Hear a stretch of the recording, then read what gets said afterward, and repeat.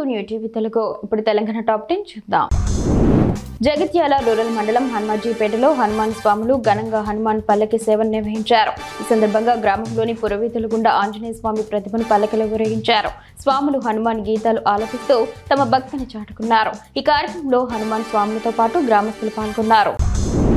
ఆదిలాబాద్ జిల్లా కేంద్రంలోని పెట్రోల్ బంకుల వద్ద ప్రజలు బారులు తీరారు. పెట్రోల్ దొరకడం లేదని ప్రచారాన్ని నమ్మి ఆందోళనతో వాహనాలతో పాటు డబ్బాల్లో నింపుకొని వినియోగదారులు వెళ్తున్నారు. మహారాష్ట్రలో పెట్రోల్ కొరత ఉందని బంధువుల ద్వారా తెలుసుకుని వచ్చామని కొందరు తెలిపారు.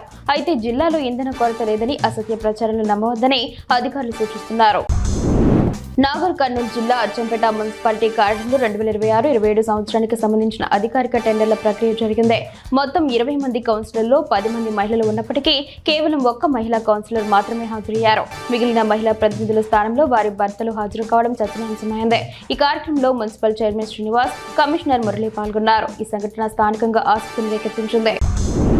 జియాగూడలో అపరిశుభ్ర వాతావరణంలో నిబంధనలకు విరుద్ధంగా పచ్చళ్లు తయారు చేస్తున్న కేంద్రంపై టాస్క్ ఫోర్స్ కుల్సుంపుర పోలీసులు దాడి చేసి కె రవీందర్ అనే వ్యక్తిని అరెస్టు చేశారు. 6,800 కిలోల ఎర్రమిర్చి, ఆవకాయ, టమాటా తదితర కల్తీ పచ్చళ్లను స్వాధీనం చేసుకున్నారు. వీటి విలువ సుమారు 3 లక్షల రూపాయలు ఉంటుందని అంచనా. ప్రజల ఆరోగ్యాన్ని ప్రమాదంలో పడేస్తున్నందుకు నిందితుడిపై కేసు నమోదు చేశారు.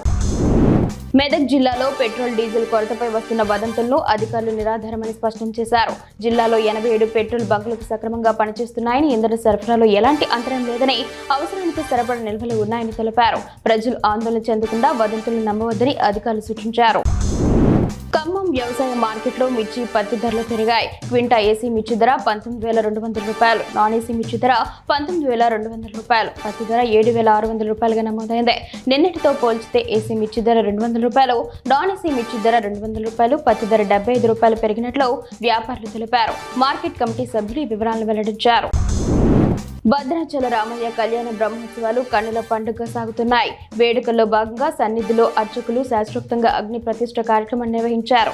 27న కళ్యాణం, 28న పట్టాభిషేకం జరిగిన నేపథ్యంలో ఈ కార్యక్రమం జరిగింది. ఈ వేడుకల్లో భక్తులు పెద్ద ఎత్తున పాల్గొన్నారు. కొత్తగూడెం ఆర్టీసీ బస్టాండ్ వద్ద సిఐటియు ఆధ్వర్యంలో ధర్నా జరిగింది. విద్యుత్ బస్సులను ఆర్టీసీఏ కొనుగోలు చేయాలని, ప్రైవేటీకరణను ఆపాలని, ప్రజల అవసరాలకు అనుగుణంగా బస్సుల సంఖ్యను పెంచాలని నినాదాలు చేశారు. ఈ డిమాండ్లను ప్రభుత్వం వెంటనే పరిష్కరించాలని వారు కోరారు. మహబూబాబాద్ జిల్లా బయ్యారంలో గ్యాస్ సిలిండర్ల కొరత తీవ్రమైంది. గత వారం రోజులుగా గ్యాస్ సరఫరా లేకపోవడంతో 1,200 బుకింగ్లు పేరుకుపోయాయి. బుధవారం తెల్లవారుజాము నుండే గ్యాస్ కోసం ప్రజలు క్యూలో నిలబడ్డారు. 342 సిలిండర్లు దిగుమతి అయినప్పటికీ అందరికీ సరిపోలేదు. పరిస్థితి విషమించడంతో పోలీసులు రంగప్రవేశం చేసి బుక్ చేసుకున్న వారికి ఇంటికే సిలిండర్లు వస్తాయని సర్ది చెప్పి ప్రజలను పంపించారు.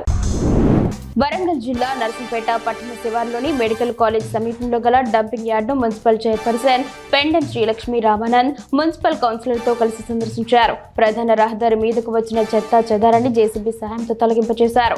రాకపోకలకు అంతరం కలగకుండా ఎప్పటికప్పుడు చెత్తను తొలగిస్తామని ఆమె తెలిపారు. ఈ కార్యక్రమంలో కౌన్సిలర్లు మాదాసి రవి, ఆయుబ్ ఖాన్, మనీషా తదితరులు పాల్గొన్నారు.